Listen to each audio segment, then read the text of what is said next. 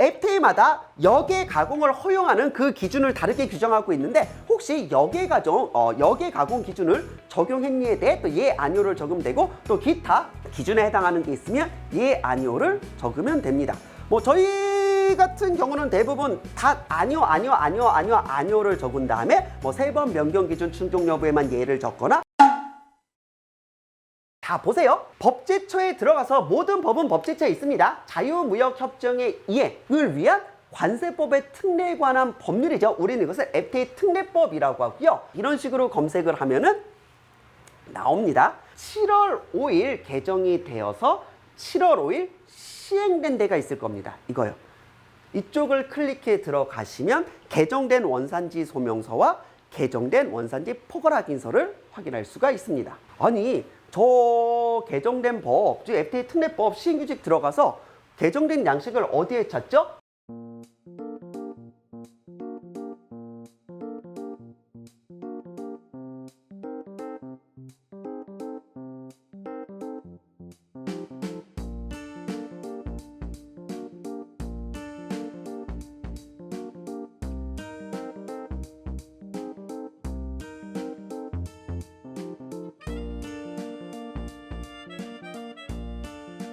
원산지 소명서에 뭐라고 되어 있습니까? 별지 4호서식이라고 되어 있고 원산지 확인서에 별지 5호서식이라고 되어 있기 때문에 법을 들어가시면 맨 아래 별지 1, 2, 3, 4, 5가 있을 겁니다. 그때 별지 4와 별지 5를 한글 파일로 다운로드 받으신 다음에 작성하시면 됩니다. 자 그러면 이제 무엇이 바뀌었는지 보겠습니다. 이게 기존의 소명서고 RCEP이라는 부분이 추가가 되면서 일단 2페이지로 늘었습니다. 그럼 기존 소명서와 새로운 소명서의 차이점이 뭐냐라고 하면은 수출자 똑같죠? 생산자 똑같죠? 품명 규격 똑같죠? 뭐 품목 번호 똑같죠? 물품 가격 똑같죠? 원산지 결정 기준 똑같죠? 그 다음에 뭐 FTA 협정 명칭, 자유무역 협정 명칭, FTA 명칭 똑같죠? 주요 생산 공정 똑같죠? 그 다음에 원재료 명세서 똑같죠? 1, 2, 3, 4, 5, 6, 7, 8, 9, 10, 11, 12, 13, 14, 그 다음 15까지 똑같습니다. 그러면 아래 원산지 인정 요건 검토 부분이 달라졌을 건데 뭐가 달라졌나 보세요. 완전 생산 기준 충족 여부 똑같습니다. 3번 변경 기준 충족 여부 똑같습니다. 부가가치 기준 충족 여부 똑같습니다. 자, 결합 기준 여부 똑같습니다. 특정 공정 기준 여부 똑같습니다. 역외 가공 기준 똑같습니다. 최소 기준 적용 여부 똑같습니다. 누적 기준 적용 여부 똑같습니다. 기타 똑같습니다. 그럼 뭐가 달라졌지? 일단 구양식의 24 직접 운송 여부의 yes, no 부분이 사라졌습니다. FTA는요 원칙적으로 원산지 국가인 수출국에서 수입국까지 직접 운송돼야 됩니다.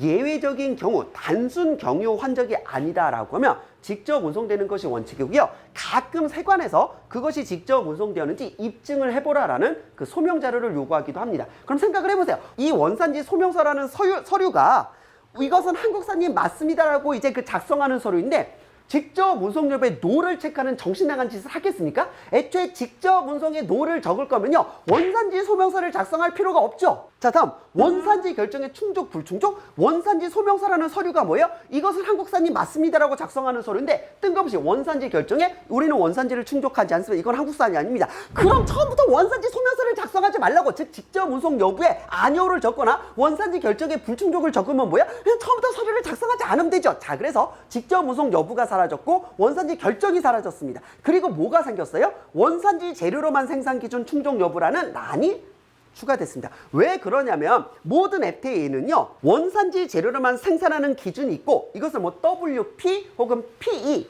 이렇게 기재를 하면 되는데 막상 원산지 소명서에는 그 란이 없다 보니까 원산지 재료로만 생산을 했는데 막상 원산지 결정 기준에 뭐라고 적어야 될지 모르겠는 거예요. 그 기준이 없었거든요. 그래서 법적으로 존재하는 기준이 원산지 소명서에만 없었기 때문에 그것을 추가해 준 것이고요. 나머지는 다 똑같습니다. 그리고 RCEP이라는 부분이 추가가 되었습니다. RCEP은 여러 나라가 다 묶여있기 때문에 수출 대상국이 어디냐. 자 다음 수출 대상국의 RCEP 부속서 1의 양육 좌표 부록 지정 물품 여부라는 게 있는데 이게 뭐냐면 민감 품목입니다. 굉장히 민감한 품목에 대해서는요. 원산지 결정 기준 플러스 국내에서 부가가치를 20% 이상 발생시켜야 되는데 그러면 여기에 예라고 해당을 했으면 그게 민감 품목인 거죠. 그래서 RCEP에서 정하는 민감 품목은 해당합니다. yes에 적고 국내에서 발생한 부가가치 비율을 적어야 됩니다. 자, 다음 원산지 재료로만 생산기준 충족 여부라는 게 요 물품에 들어간 모든 원재료가 예를 들어 영내산이라는 겁니다. 그렇다라고 했을 때 FTA 기준은 뭐냐면 적어도 국내에서 가공을 해야 됩니다. 아무리 안에 들어간 원재료가 다 그 국내산, 영내산이라고 할지라도 가공 자체를 외국에서 해버리면 안 되는 거죠. 그래서 최소 공정 이외에 최소 공정은 단순한 포장이나 단순한 세척 이런 걸 말하는 거고요. 이런 거 외에 정말 가공이라고 할 만한 것을 했는지 안 했는지를 기재하는 겁니다.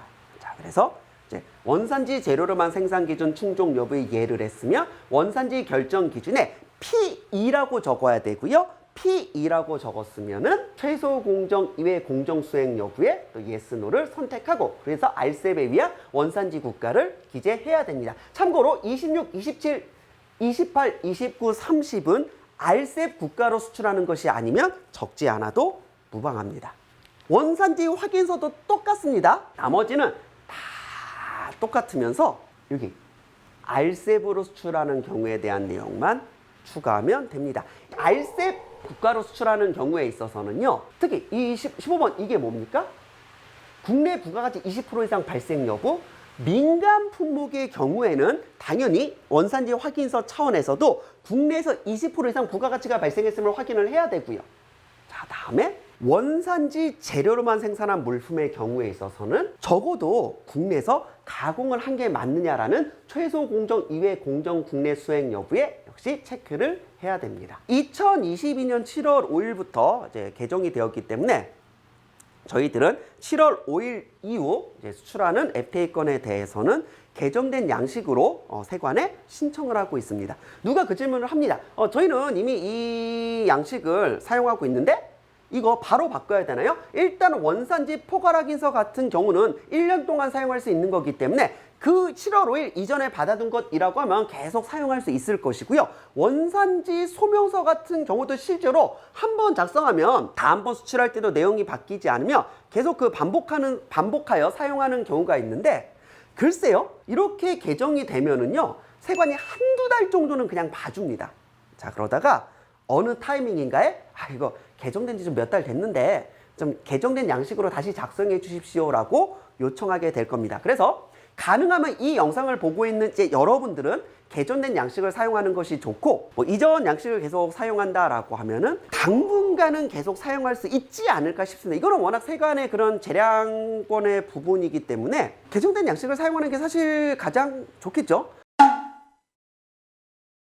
이렇게 서류가 개정되었다는 것까지 말씀을 드리면서 저는 다음에 원산지 결정 기준 이것을 어떻게 처리해야 되는지를 가지고 영상을 만들어 보겠습니다. 더 좋은 영상으로 찾아올게요. 안녕.